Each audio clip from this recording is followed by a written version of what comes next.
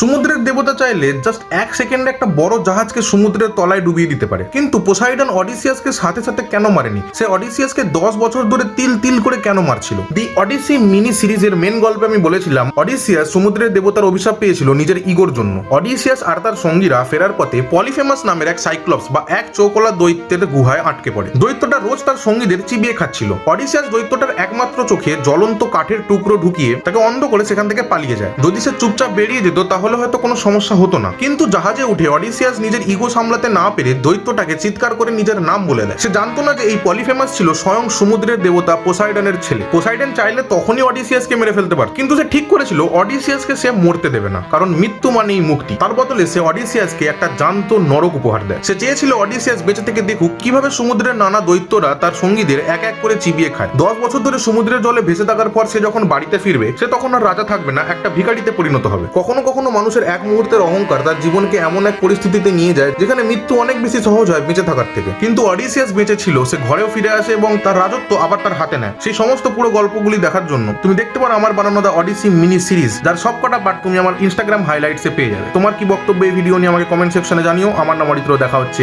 অন্য কোনো ভিডিওতে।